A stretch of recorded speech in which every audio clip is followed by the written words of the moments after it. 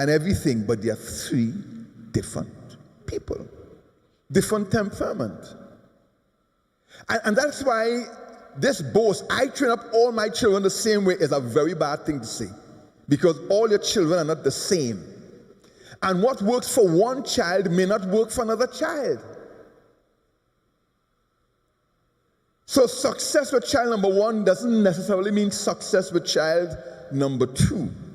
So when it says to train up a child in the way he should go, it's like to observe a child's strength, abilities, temperament, and encourage, nurture that child to develop those areas of his personality and temperament that will be a blessing to the child when that child becomes an adult. My daughter Kezia's son Zaire, Royal Paul, I already see he's a very focused child. He's a focused child. He seems like he's determined not to be a pushabout, because let me share this briefly with you. Sammy and Kessie had to go to Maryland for a program, and they decided to leave little Zaire with Cynthia and me to babysit. Now, Cynthia is one of the greatest mothers and babysitters. She knows her stuff. But Zaire loves the breast. He doesn't love bottle. Not that I blame him, but the point is, he will not take a bottle, just the breast. Anyway, so Cassie leaves milk, her own milk, but in the wrong container. You didn't hear that, right? So when Zaire got hungry, we tried to feed him, and he will not take it. He cried, he wouldn't take it. That is 8 o'clock when Cynthia tries to feed him. He wouldn't take that bottle. She sang, she coaxed him, squeezed a little bit, let it touch his lips, and he will not take it. He cried, he cried, he cried. He fell asleep, he got up, cried again. She squeezed it into his mouth, in his open mouth. Nothing doing. Eventually, at midnight, she's up the wall now. She's tired. I said, babes, let me take it from here. That baby did not take that bottle until his mom came at 3 that morning. As she came in, he latched onto that breast, took what he had to take, and went to sleep. So what I realized, and I told her, I said, your son is not a pushover. In other words, I don't like bottle, so don't give me a bottle. I prefer to stay hungry. Yeah, I'll wait. I'm not taking. So I said, that is a strength, but it could also be a weakness if it's not nurtured. Or if you beat it out of him, if you force him to be who he is, and then you make him weak. So he's focused and he's intent. But he's also kind of don't mess with me, baby. He starts off babbling. Once he starts doing that, it's okay. He wants attention, like lift me up, do something, just don't leave me here. If you don't do anything, he starts a little louder. If you don't do anything, he goes another pitch up. You know? And I noticed this. Once he gets a certain place, until he cries himself out of that anger, because when he stands, you lift him up, it doesn't matter. He screams, he kicks, he cries until he's satisfied. So I told her, now, that is your child. You have to nurture. Realize he's a person, don't mess with me. I'm in peace, I'm good, don't mess with me. So how do you nurture that? In such a way that as an adult, he doesn't become a violent kind of like ready to fight everybody. That's what it means to nurture a child in the way he should go. Observe that child's temperament, that child's bent, and strengthen those things that will be an asset and help to deter and minimize the other areas of his life. So that when he is old, check this out. Most of us read that text as train up a child in the way he should go, and when he is old, he will come back to it. But it doesn't say he will come back. It says he will not depart, which is what tells me that Solomon was not talking about church and that kind of a stuff, because he's not talking about coming back to anything. He says he will not depart. It means, since this is how I am, since this is my personality and my character, and you have nurtured me to become stronger in my temperament, there's no departing from it. Because when we become adults, we're already fixed. We're already fixed in our way. So there's no departing from it. And that is one of the big mistakes that we have made when we look at this text. We have tried to fit our children into molds that they cannot fit into. And so they go and then they come back to church, but they come back still messed up, still with all the issues in their lives. So hear this. Every parent, how many people in this room are parents? Let me see. Yes. Every last one of us has made mistakes with our children. There is no parent who has not made mistakes with our children. Why? Because no child comes with a manual. It's really discovery, trial and error. So some of the things that I'm saying today, some of you will listen and say, hey, my child is small. Let me try some of these things that Pastor Allsop used. But the fact is, it's still trial and error. We have no manual for our children. That is why we all make mistakes. Second great truth that I discovered about parenting. We are training our children even when we are not. What do you think I mean by that? Anyone, in 2 words, what do you think I mean by that? Learning by my example. Yes. What they see us do. But not only that. Some of our interaction with our children that for us were just an interaction could mark our children permanently. Usually negatively. Sometimes positively too. That little thing that you did, that was no, like maybe showed up at school when the kid wouldn't expect it with a little gift. Oh, mommy, you're at school. And that's a big thing for you. I'm just passing by to see how my children do. But for the child, that's a big thing. That birthday that you remembered. In other words, we are training our children even when we are not. And that really, if you really recognize what it is, you really need God's grace, because in so many ways, our example, careless words, different things we do that are impacting our children. And we're not even aware of it sometimes. Next thing.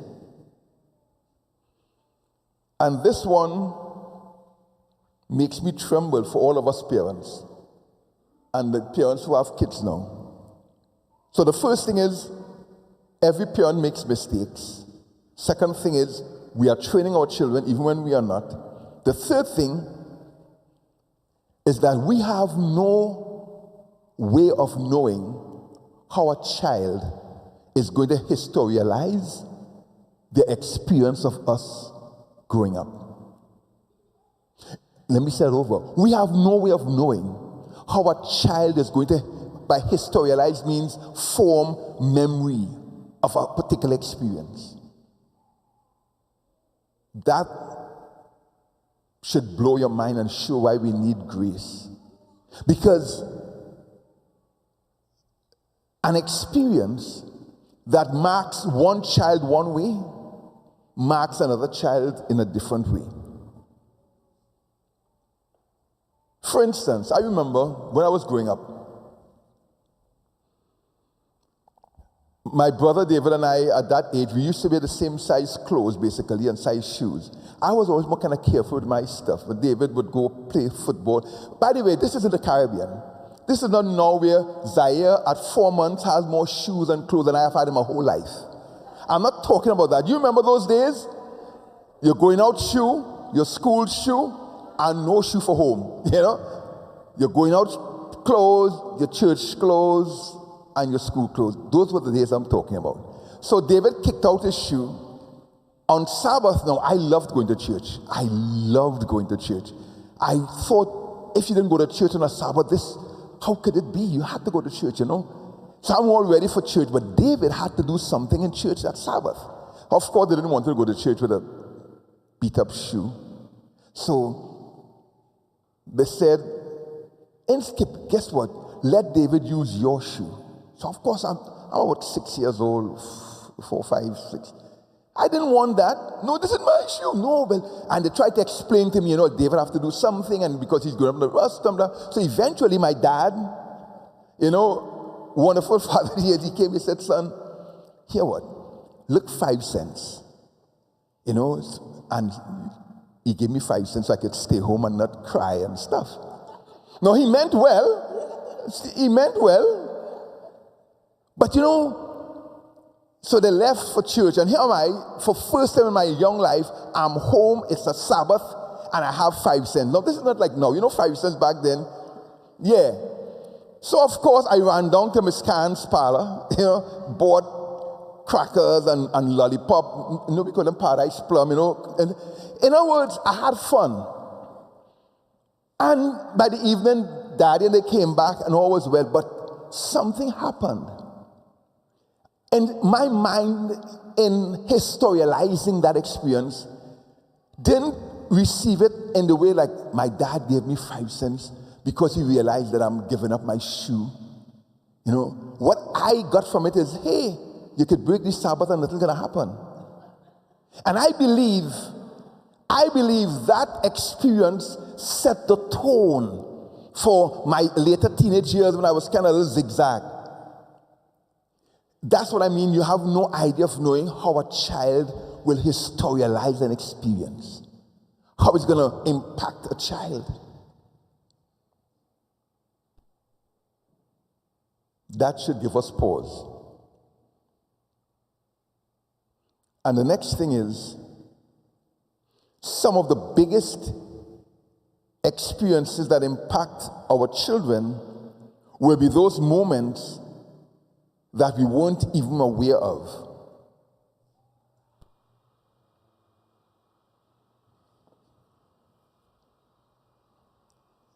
It's a winter afternoon. You had to take the cold to get to the bus, then get to the train. You're tired. It's been a rough day.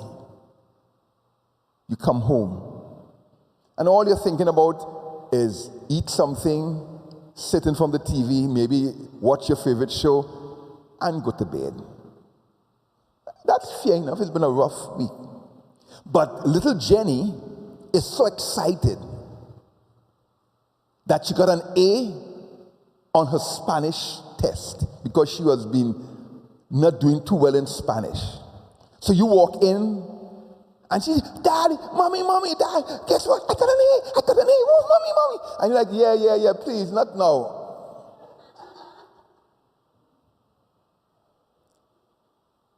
You didn't mean to hurt your child. It's not a big deal. After all, but in that moment, you could have just shut down that child. So what I'm saying is sometimes the moments that we are not thinking of are the ones that marked our children more deeply than all the Sabbath school lessons and the praying with them and all the good things that you've been doing. Sometimes that one careless moment, that one careless word. My daughter Sarah has a big appetite. and so one day she was eating, she's very active. She's in sports and everything, so she has an appetite. So one day, she was eating so very ravenously, I guess it was, that my wife said, no wonder your belly looks like a pot. Just a little slight comment. Wasn't meant to be a big deal, But it's been about 20 years since my wife made that, and my daughter still remembers that. Yeah. It was just a passing comment, not meant to be a big deal. But it marked in a given moment. Not only that, nicknames, big teeth, rabbit teeth. All of these statements that we sometimes make as joke, we don't know how they could impact a child. All my youth growing up, I always thought I was the ugliest Allsop. And sometimes when I look back at pictures of me as a teenager, I say, man, you were well good looking. But I never saw it because of all the messages. Rolly head, Zatopek, thick lips, all of these statements mark a child. And the sad thing is, in a moment of anger, in a moment of tiredness, in a moment of exasperation, we could say these words. Just one moment. And I'll tell you why. People tend to believe these words more than all the words of I love you. Because they already believe you're my mother, you're supposed to say that. You're my father, you're supposed to say that, right? But when that anger came, you say, you're so stupid. Eh? You're so fat and out of shape. In that moment, that marks more. And that's the kind of thing that happens in our training of our children. Many of us, we look back at our own parents telling us things like that and how it affected us. So basically, what I'm saying is, all parents make mistakes because even as we seek to train them in the way of God, take them to church, send them to the best schools, and all of these things, there are all these other moments that are also training moments that we are not aware of. Now,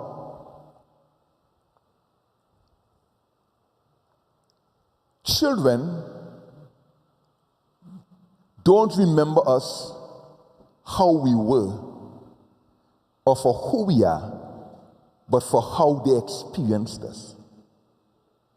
That makes sense?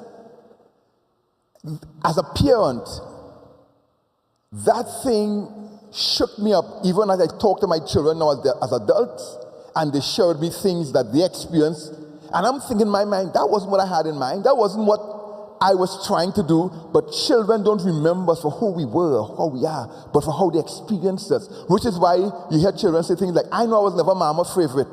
I know daddy liked you more than everybody else. You were always getting away with stuff. Mommy never used to discipline you. That's not true. But that is how the child experienced it.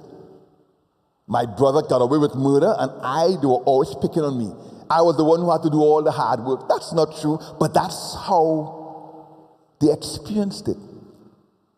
And you have no control of that, how a child will experience you and how they remember you, even as adults. And now, remember this too. There are some no good parents, we know that. They weren't there for the children, they didn't help. The most painful experience is that those of us who thought to be biblical parents, to follow Sister White's counsel and all of these things, sometimes we hurt our children in deep ways as well. Precisely in trying to be so good at being a parent. Because we were too strict, we were too rigid, we were so intent on being the perfect parents, we never let our children be children oftentimes. Never let them go and play with the kids. Never let them go across to the friend's house for the birthday party. We send them here, we did this, we put them in basketball, in soccer, in skating, in baseball, and we just wanted so much for them. We injured them, burned them out.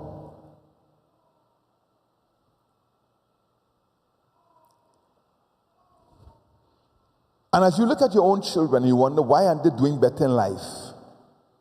After all the money invested, after all the Sabbath school and all the things, why aren't they doing better in life? Why is it their life seems going nowhere? Sometimes it is painful to think that we could have been part of the reason, a major part of the reason why. And most of us, our parental pride prevents us from acknowledging our own mistakes with our children. So I would like to say to parents here who are probably crying in your heart because your children have not turned out the way you hoped. You're looking at that son of yours who's a bum. He's not doing anything with his life. He's still at home, can't seem to find his way. You're looking at that daughter who has 2 children with 2 different men, and she can't seem to have a relationship and keep it. You're looking at that one who's been in college 5 times and never finished this degree. And you're looking at children who are not coming to church as you hope they would. And you ask yourself, Lord, what's happening here? The first thing is to give yourself some slack. Recognize, especially I'm talking to parents who sought to be good parents. Parents who tried to do what they thought was best. Recognize that you did the best you could. It wasn't perfect. It was faulty, but you tried to do your best.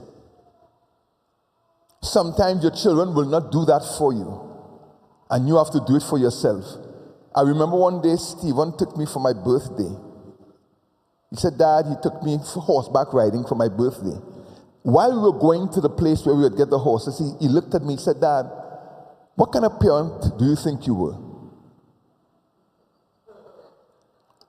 And I remember telling him at the time, this is about 15 years ago perhaps, I said, give me 10 more years to make sure that you don't end up on drugs, because you don't get pregnant for some man over there and say what stuff, and then I could tell you. He said, why do you have to wait till then? I said, so I could be sure. He said, no.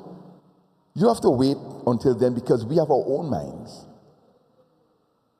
And we may choose not to follow the footsteps that you have walked in. But I want to tell you that you did your job. You prepared us for life. So don't hold yourself hostage by what we may or may not do, because we have our own minds. And I said, hallelujah. That was a freedom he gave me like no other freedom, because up until then, I was still of the impression that my role as a parent, my parenting was dependent on what they did as adults. I was still under the Father of the Year illusion. You know, in church, we like to do that. Oh, we want to welcome Sister Mary, you know, her son is a doctor, you know, and her daughter, oh, Mother of the Year, and we give them stuff, you know, and we feel so proud because, and so we live under that kind of shadow. So we feel that if our children do something wrong, it reflects on us, but it doesn't. It reflects on them. So he told me, don't do that. So once he allowed me to go easy on myself. And I always thank him for that, because after that, I was like, hallelujah. So even when I was pastoring up my church in Delaware, and they were introducing me to the congregation, and my kids came. Now, my daughter Sarah, she's wonderful, but she's kind of rebellious, you know. And, you know, you remember the days when wearing earrings was a sin? Do you remember those days? Is it still a sin? Anyway, so she came to church with her earrings, and she loves mini skirts and stuff, you know. No, there was a time when that would have put me in a corner. But I realized, you know, she's my daughter, but if she wears mini skirts or earrings or what, it's my daughter. Nothing gonna change that. She's an adult. She's a what? An adult. So when they asked me to invite my family, of course, come up on the roster with your dad, because you're my daughter. And I say that because I'd already gotten that freedom to know I did the best that I could as a parent. Not always perfect. You know, I was the father who would pray with them before I spanked them, and my kids hated that. Thinking about it now, it's kind of cruel, right? Call the children and pray with them, dear Jesus, and then whap, whap, whap. But I thought that was the way to do it. And they would talk to me about that. You know, we hated it. They would call us, lecture us, tell us how many strokes we would get, and then pray with us, and then beat us. That never seemed to make sense. But I did the best I could. Give yourself some slack. Acknowledge that you didn't get it all right. We have to admit we didn't get it all right. And here is one. Give your children a chance to express their experience with you, their hurts, and their grievances. That is hard. It is the hardest thing I've had to ever do, to hear my children share their hurts and their grievances with me over my parenting. Me? Sister White pupil? Adventist home pupil, child guidance student, me, pastor. I thought I was a great father, I tried to be, and when they share things with me, sometimes it hurts and it digs, and I try to defend and I try to protect until that voice said, Inskip, they're not remembering you for who you were and what you tried to do. They're remembering you how they experienced you. And allow them to speak.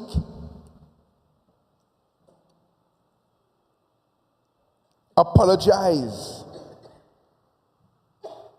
And don't give in to parental pride. Say, I'm sorry, son. I'm sorry, daughter. I really didn't mean to be harsh with you then, or whatever it might be. Apologize. But never, I did it and it doesn't work. Never argue with emotional memory. What did I say? I didn't hear you clearly. What did I say?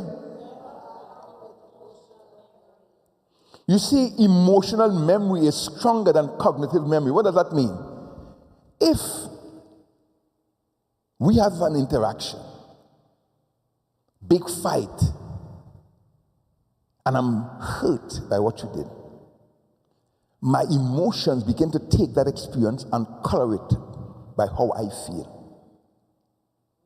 And the more time that passes with those emotions raw, the more it skews towards the pain that I am feeling. So later on, when I'm even relating the experience, you should listen to people talk about painful experiences. From the time you walked into the room, I could see like smoke coming out of your nose. You came in and you slapped down the briefcase, and you thinking, I didn't slap down any briefcase. In fact, when I came home, I was thinking about what I was going to eat for dinner. But you see, that person, because of the way the experience went on, they interpret everything you said and did through those lenses of what you said and did and how they felt. And the passing of years, even when the cognitive part of our memory fades, like the exact words that were said and everything, the emotion remains and interprets everything through that. So the more you argue with that child, it wasn't like that. I wasn't the one who left your father. It was your father who did this. He said, no, I remember. And you're trying to argue with emotion. You can never win that battle. In moments like those, you have to step back. Allow that child to express all the pain, spew it all out. Take it in, and then apologize. Now, sometimes you may realize the child really was off-key. And you really can't embrace what they are saying about the experience. But even if you can't embrace what they're saying about the experience, be willing enough to embrace the child's emotional pain. And say, no, I'm really sorry you felt that way. I'm sorry you hurt. I wish we could do it over again. But since we can't do it over again, I just like to say I'm sorry that you were hurt. Parents, remember this. We all made mistakes. And one thing I noticed, there is no parent in the Bible who would win Father of the Year. So when people talk about biblical parenting, I'm thinking, which parent in the Bible are they talking about? Some of God's greatest heroes were rotten parents. Samuel, forget Samuel. Abraham didn't do too great a job either. Sent away the poor boy with just some water and a piece of bread. But we know Jacob, his household was a mess. Isaac didn't do a good job with Jacob and Esau either. David, should we talk about David? All the parents mentioned in the Bible that we know them as parents, we see that they really didn't do a good job. Even Mary and Joseph had to get straightened up by Jesus. I said, don't you know I must be about my father's business? You took me to church and walk away and forget me in the back there, And then you're going to scold me when you neglected your duty. But thank God, Jesus submitted himself to them. Which brings me to the children now. adult children of parents who messed you up. And it's been years you've been thinking about how your life has gone nowhere because of the parents you had. The unfair treatments, the harshness, the getting up at 4 in the morning for worship, and all the different things that you probably bear in your minds. And you realize there's a lot of hurt and pain in your life. This section is for you. The Bible says, children, obey your parents in the Lord, and honor your father and your mother. Again, I am not of those pastors who tell people, even though your father abandoned your mother when you were 2 years old and you probably didn't see him until you were 25, I'm not saying you're supposed to buy him a Father's Day card. I'm not those kind of fathers. When it says honor your father and mother, it was talking about someone who was a father. So when I say honor your parents, I'm talking about your mother struggled to bring you and your brother up as a single mother. Your parents tried to send you to the best school. They sent you to Pine Forge, or they sent you, to Oakwood, and all that kind of stuff. Those are the parents I'm talking about who, as they talk to you and as you look back, you see where they tried to raise you up well, but they made a mess. First thing is to honor them.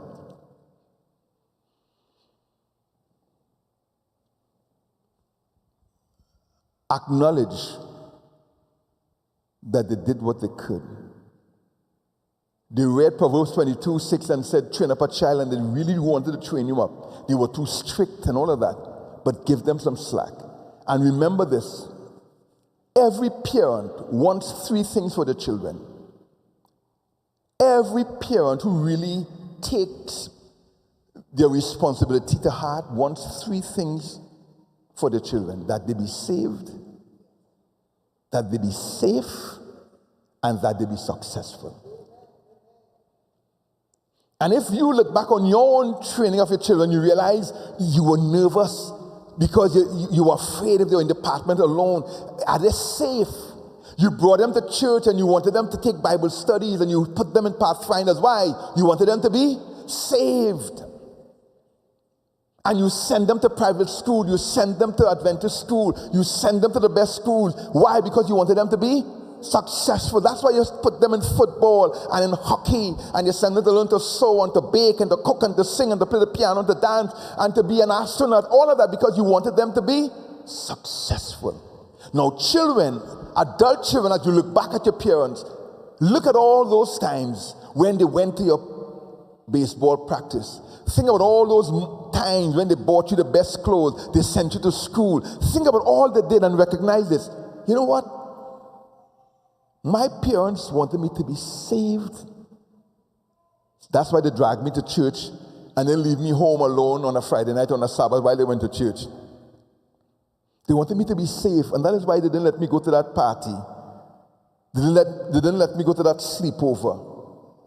They wanted me to be successful, which is why they pushed me to do more.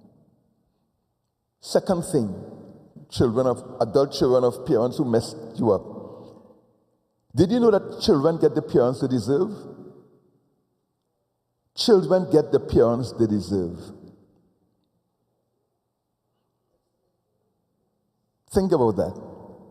Children get the parents they deserve.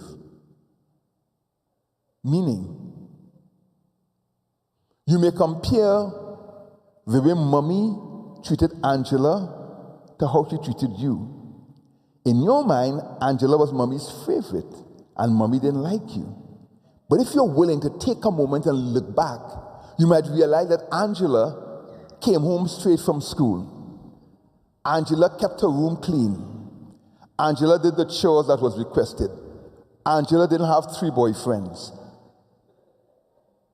You may realize that Angela was really an easier child to handle than you were, because you were the one who was always lippy with your parents, always rebelling. They were always calling your parents to come to school for some situation. Your room was always a mess. That's what I mean by children get the parents they deserve. Oftentimes, especially if your parents were really trying to be good parents, they were Christian parents, and you found your parents seem to be overly harsh and hard, always picking on you, ask yourself, was I the kind of child who did not have to be picked at?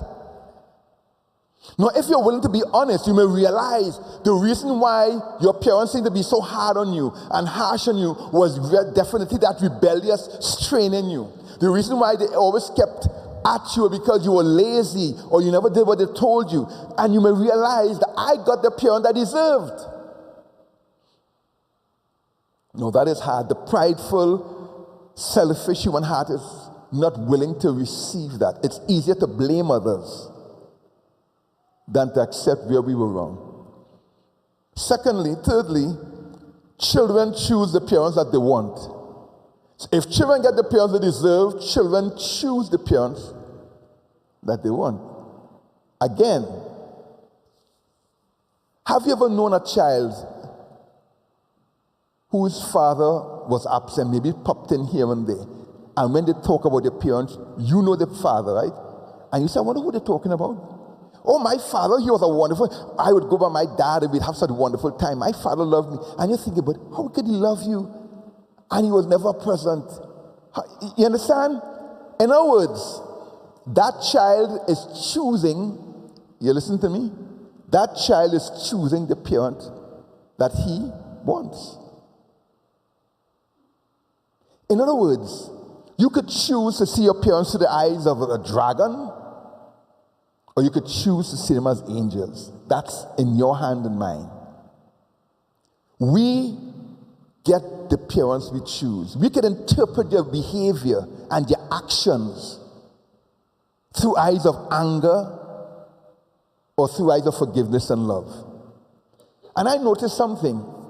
As an adult now, I could look back at my own father and see a lot of things he did wrong. In fact, I'm more aware now of my father's weaknesses and foibles and peccadillos than even as a kid. And I thought my dad was the perfect dad.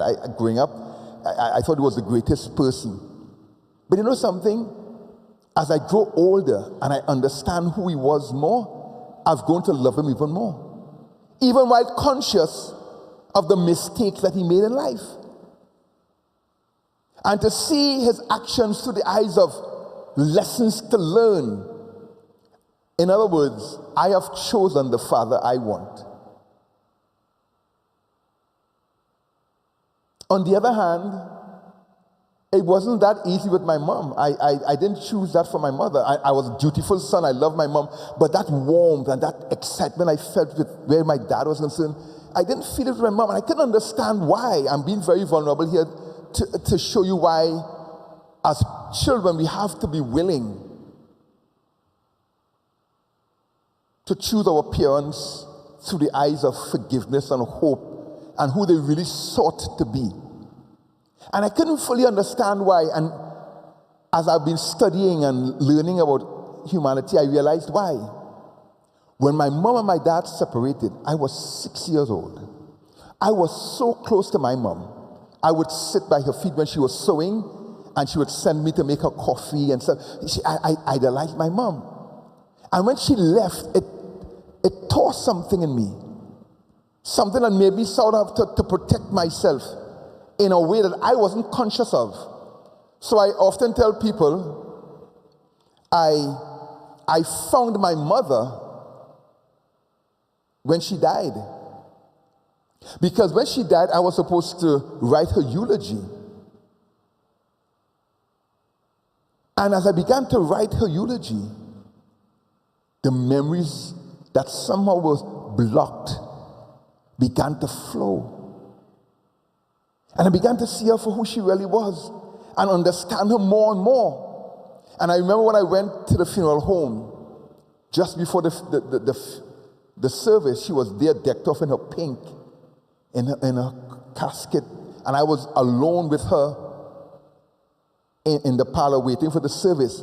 And as I saw my mom lying there in the casket, I don't know where it came from.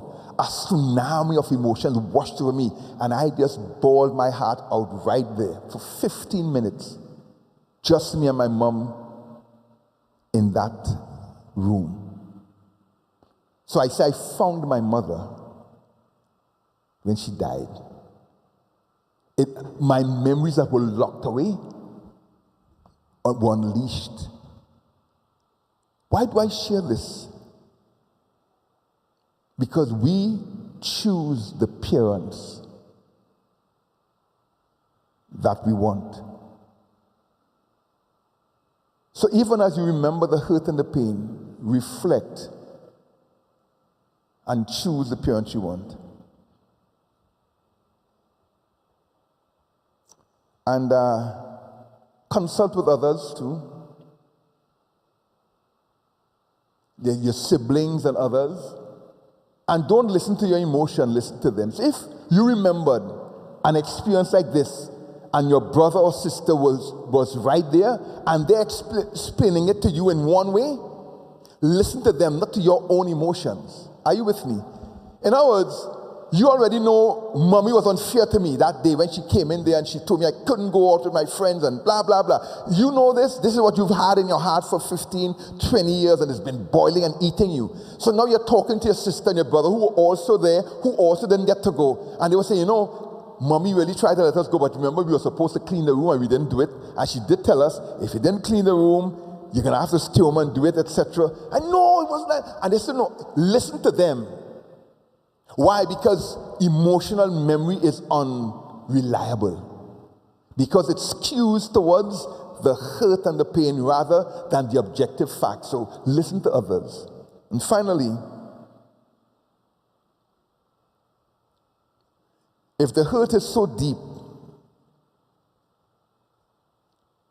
if the situation between you and your parents is so separated, so estranged, so rough, that you feel you can't talk to them. Or maybe your father died, or your mother died, write them a letter. And say everything you would have said to them in that letter. Put the letter aside for a while, a day or two, come back to that letter, and read it out. To yourself, of course. And after you've read that letter out and let all the emotions, all the feelings out, say, Mom, Dad, I forgive you. And burn that letter. And then seek healing. And some of us may need counseling. Sometimes it's more than we can handle with a sermon here or a sermon there. Sometimes we need counseling. Don't be afraid. We go to the doctor for cancer. We go for high blood pressure. We go for heart problems. Why not go for emotional and spirit problems? Find a good counselor. It's safe, it's healing. Recently, a beautiful young Christian woman came to me for counseling. You would not know she had all of these emotional issues seeing her. She said, I hate my father, and I don't know what to do with these feelings. It's eating me up, and I can't seem to control my emotions. I get angry when he comes by. I feel like I'm tearing up inside. And we began to talk. And as I've often said, holding it in doesn't help. Trying to be good when there is unresolved pain in your life doesn't help. It only makes it worse. So we have been talking, and she's able to express. So I told her, write that letter. One of the most beautiful yet painful letters I've ever read. As she expressed the hurt, the pain, the disappointment. I said, what do I do with this? I said, sit on it for a while and decide if you really want to give it to your dad or not. Sit on it. Read it over.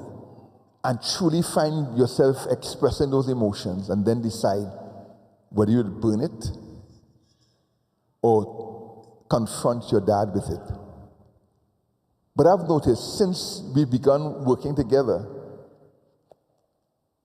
the light on her face that was going out has begun to shine again. She's much more expressive. much more open, because she was finally able to acknowledge that which she was unable to for years. Because you see, I'm a good Christian. I'm a child of God, and I can acknowledge these things, and it eats you up inside. And so this evening, for those of you like Kezia and others with young children, go back on YouTube, listen to this, jot down a few things, and remember, it's trial and error.